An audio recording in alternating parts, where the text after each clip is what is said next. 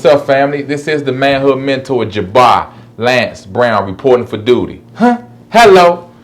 Today's lesson is going to be on voice and posture, part 2. So that means that we already did part 1. So for everybody who tuned into part 1, make sure that you hold on to your notes, right? Put them together because they always work better. Now, jumping right into part 2. In the last segment, right, we were able to talk about how voice and posture can be used effectively to help provide you with a better chance at controlling your environment and influencing the outcome of that environment in your favor, right? Now, I know some people, for some of you who may be thinking, well, I didn't know I'd have to deal with all of this communication stuff, or I don't want to be responsible for all of this strategic, technical, technique stuff, right? Sad to say, the game that we're in is a high stakes, high output game. It's called manhood, right? So I say man up and stop acting like a sucker, because communication rules the nation, and I'm grooming you to be a ruler, right? I'm grooming you to be in charge. So you either ride with us or you collide with us, you dig? Get your head screwed on right and stay in the game, because that's the only way that you're going to win out here. I want to raise your level of understanding about the type of power you possess as a man. That's what my duty is. That's why I say reporting for duty, because I know what my duty is. And my duty is to help you find yourself. Understand this. In order for it to be acceptable, each encounter you have with another human being will require some form of an exchange in order for you both to be satisfied. Let's say this, right?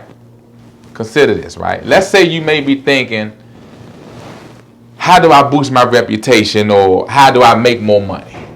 How do I become more appealing to my peer group, or how do I attract the type of women that I want, right? Let's say you're thinking all of this to yourself, because that's probably what you've been thinking to yourself, and now you have an answer, right? What I would say to that is, I would say you have to learn how to posture yourself. Look, if you don't have the right posture, then even after you've learned how to communicate, even after you've talked your way into these situations, even after you've gotten what you want out of it, you will still lose it anyway, because you didn't carry yourself the right way in order to keep it, right? No matter how well you verbalize, you dig? And that's only one part of the equation, you see? Verbalization is only a component. It's not the entire components. It's not all of the components. You still need other nonverbal cues working in your favor as well. And in later segments, in other lessons, we'll cover much more information and various techniques that will address the most common communication and miscommunication issues. We're going to get you right, champ. Don't worry about it. But for now, I want you to focus, because I want to help you become a master at getting your point across. I mean, really absorb what I'm saying and begin to reprogram your brain waves, rewire your mindset with this newfound knowledge. I think it was Proverbs, the book of Proverbs, I believe. I think it's 22 verse 6. It says, train up a child in the way that he should go, and when he is older, he will not depart from it. Now, this fact can either work in your favor or it can work against you based on what habits you're training your mind to adopt. Being a great communicator will raise your professional lid.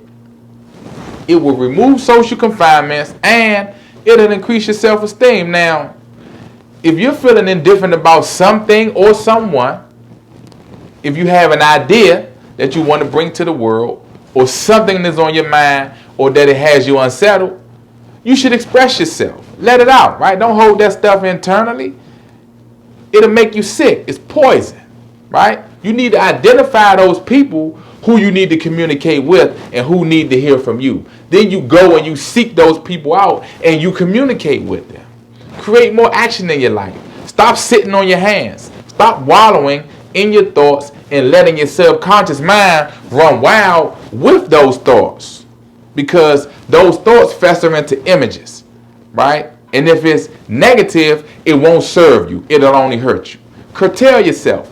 Think of ways to improve your approach when communicating with others. And always have a positive attitude about yourself beforehand, because the positive energy that you internalize, it will permeate through you over to them.